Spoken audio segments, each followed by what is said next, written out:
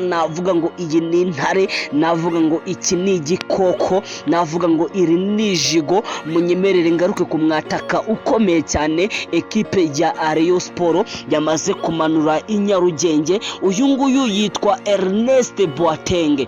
Uyu nguyu Ernest Boateng ni umwataka ukomeye cyane, yavutse tariki ya 6 z'ukwezi kwa gatandatu umwaka wa 2001. Afite imyaka 24 y'amavuko, avukira ahangaha muri Ghana. Afite metero 1 na santimetero 87. Ni umwataka rwose nomero 9. Reka ngusuhuze inshuti mukunzi wa ibyegeranyo Empire, wowe tubana umunsi ku munsi. Reka nkubwire ngo uri agaciro kuri twe, kora subscribe ukore kunzogera kugira ngo uzagire ushobora kugenda ubona amakuru yizewe kandi uyabonere ku gihe. Munyemerere mbagezeho amakuru akomeye cyane, munyemerere mbagezeho amakuru akomeje kugenda avugwa muri ekipe ya Rayon Sport.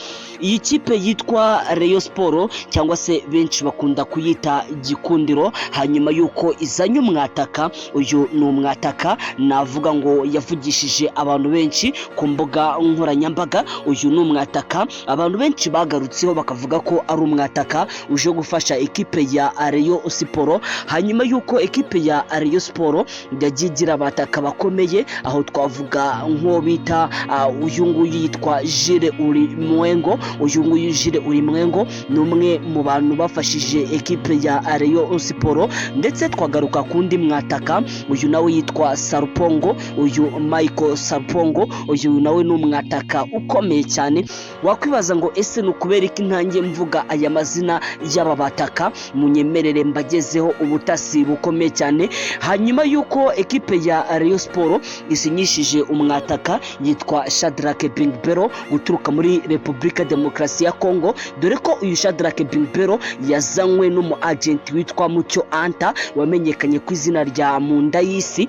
Amakuru ahari rero nuko bidasubirwaho ekipe ya Rayon Sport yasubiye ku isoko ry'igura n'igurisha. Ibi ngibi bibaye hanyuma gatoya yuko iyi ekipe ya Rayon Sport itomboye Singida Sport Club yanga muri Tanzania. Iyi kipe ya Rayon Sport rero hanyuma yo kuzana uyu mwataka Shadrack Bingbero, ariko ntibigende neza cyane cyangwa se ntabahereza umusaruro nkuko bari bawumwitezeho, dore ko uyu nguyu Shadrack Bingbero amakuru ahari dukura mu butasi nuko yaje muri ekipe ya Rayon Sport afite imvune, ndetse abaganga bari gukora kuri iyi mvune y'uyu nguyu Shadrack Bingbero. Ibi ngibi byatumye ekipe ya Rayon Sport mu byukuri izana umwataka yitwa Yves Habimana. Uyu nawe ni umwataka ukomeye. Uyu nguyu yaturutse muri ekipe ya Rutsiro ndetse na Mugunga.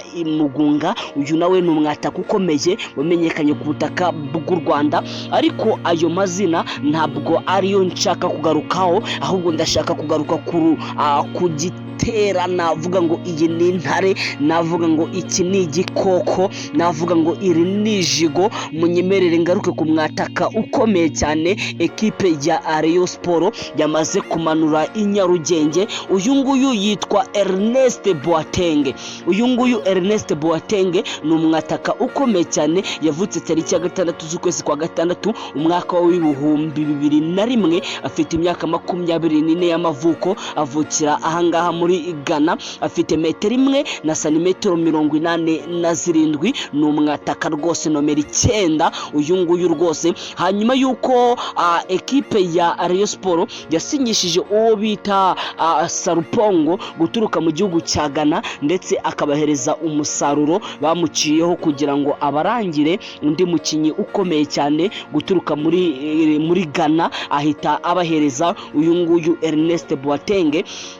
Amakuru amenye ko uyu nguyu Ernest Boateng yakinaga mu ikipe yitwa Vision Football Club, ni mu cyiciro cya mbere muri Ghana. Uyu nguyu Ernest Boateng rero agomba kwerekeza ku butaka bw'u Rwanda, agomba kuza gusinyira ekipe ya Gikundiro cyangwa se Rayon Sport. Uyu nguyu Boateng hatagize igihinduka, ekipe ya Rayon Sport mu ibanga rikomeye cyane iri mu biganiro n'uyu mwataka ukomeye guturuka mu gihugu cya Ghana. Uyu nguyu rwose ni ijigo, uyu nguyu ni igitera, uyu nguyu ni intare. Ibyo mwivugishwa ngo Jules Ulimwengo, ibyo mwivugisha ngo Sarpongo, ibyo mwivugisha ngo Jibril Watara, ndagira mbabwire ngo utungutu n'utwana imbere ya Ernest Boateng. Uyu ni umwataka ukomeye, ni umwataka udasanzwe uje guca impaka muri ekipe ya Rayon Sport. Bidasubirwa rero amakuru nkura mu butasi, amakuru nkura muri Zandani nuko muri iki cyumweru mbere yuko ekipe ya Rayon Sport ikina umukino wa gishuti na ekipe